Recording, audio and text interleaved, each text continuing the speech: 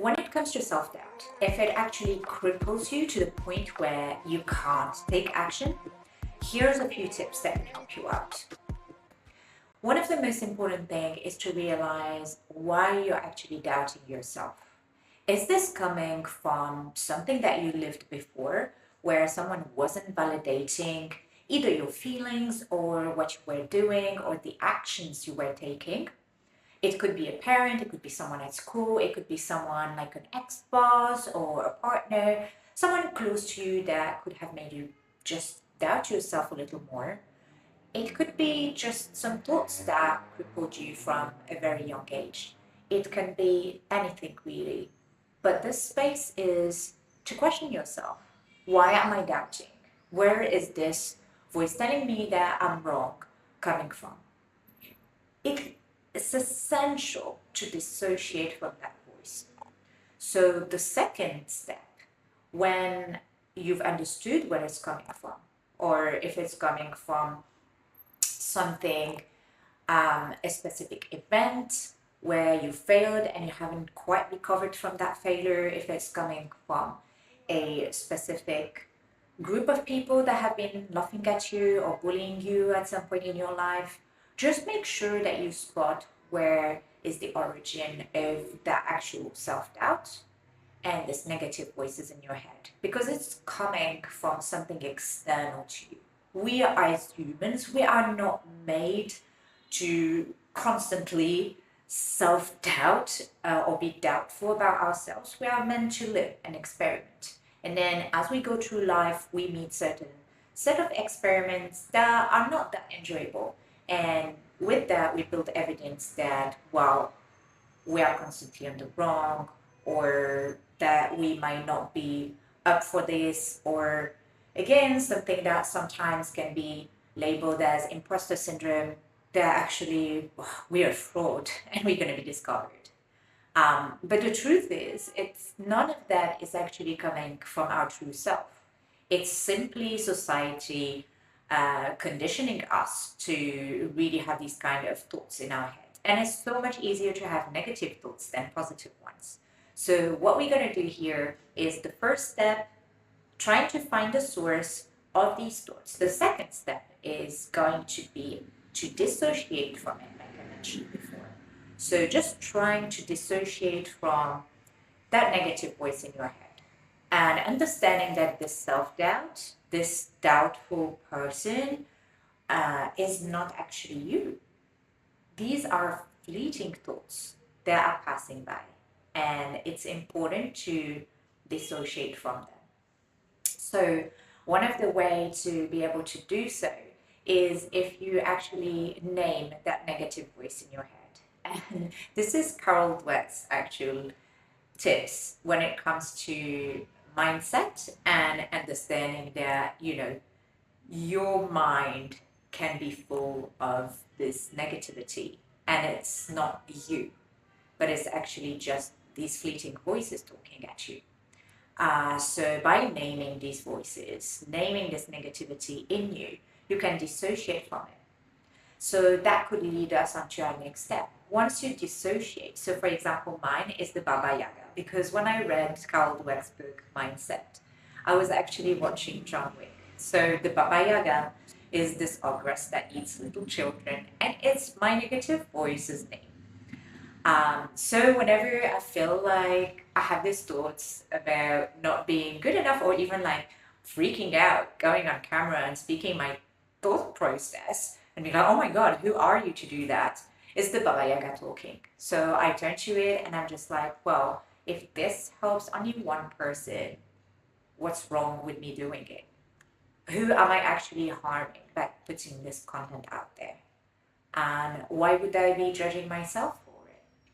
So here is just an example of the thought process of understanding where it's come from. I've done extensive work around inner child work and childhood trauma to be able to understand myself and understand why my negative voices are so deeply rooted in my head, where are they coming from? And then I have completely understood and dissociated from it, calling it the Baba Yaga, and understanding that they're not really here to serve me. And finally, I'm able to turn and to challenge them and to be able to hear, oh, well, this is worth nothing, and then challenge it and be like, so what?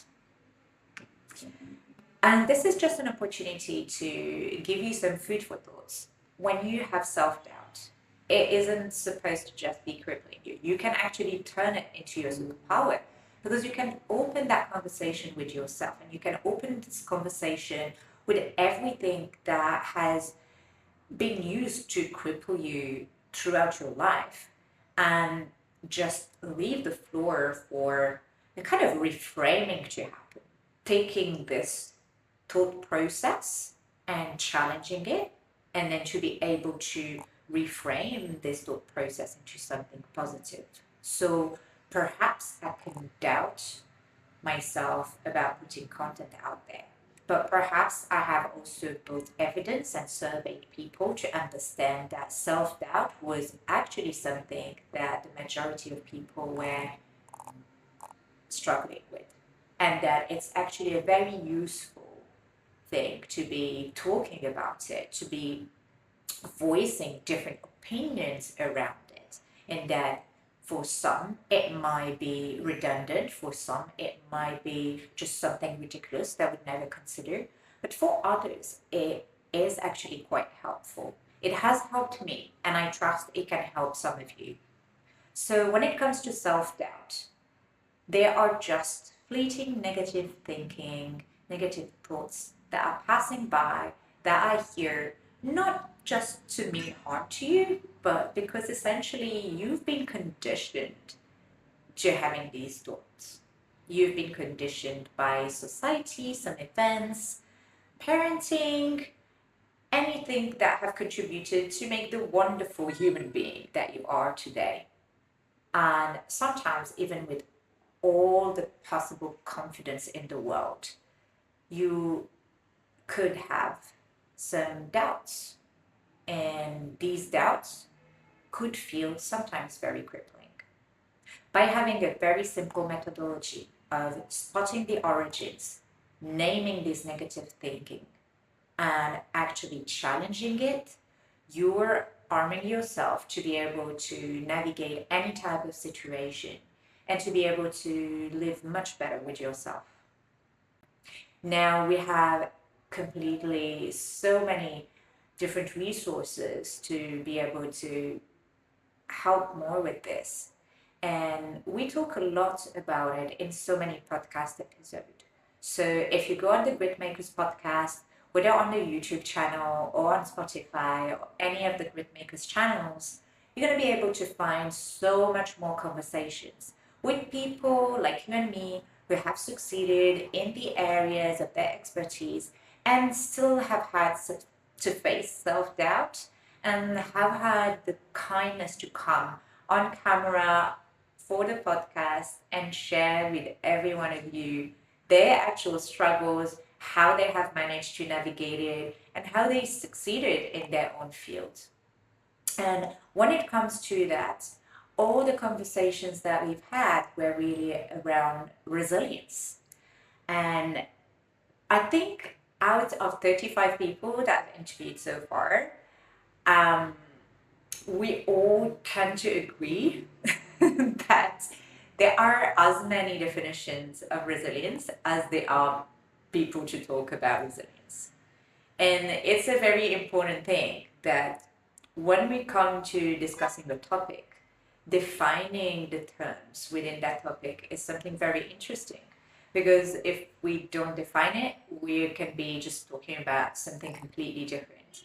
So what we do at the beginning of each episode, we go around the panel and we share each other's perspective on resilience and personal point of view. So there is not a one size fits all that we assume for everyone the definition of resilience is this, but we actually share our opinions around it and why we view it that way and how it has applied to us.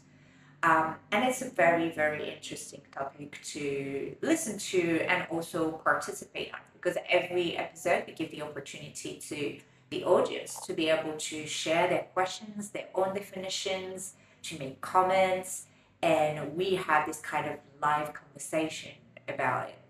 And it's so fruitful because it helps us to see in a very authentic way whatever comes up around the specific topic that we are discussing that day.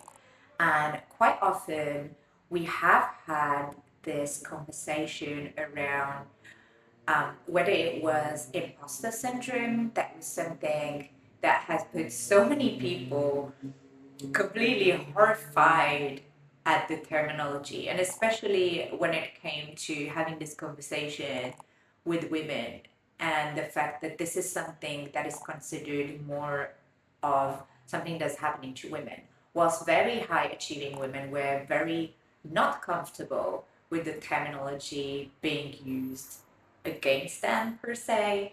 And there was a debate going on around this, whilst at the core of it, there is still a strong belief that self-doubt can happen to anyone, whether it's men, women, students, children. Everyone does doubt from time to time. And everyone can challenge their self-doubt if they're empowered to do so. Now, there's not one formula that serves everyone. You can go through the tips that we discussed and see how it works for you on the day to day. But one thing as well, that every single person that has come to share their lived experience with us on the podcast have agreed about one thing, or actually a few things, that everything was figure outable, but most importantly, that you can and you will overcome anything, because you will find a way to do so. And the other thing that they agreed is that everyone has self-doubt, but the only way to overcome it and challenge it is practice. Practicing challenging your self-doubt and showing up for yourself, demonstrating evidence of how wrong this negative thinking is, as the only way to break free from it, be empowered, and rewrite your own story. Thank you for listening. It was Muna Laragat from the Grit Makers, and it was an absolute pleasure to be sharing this with you today.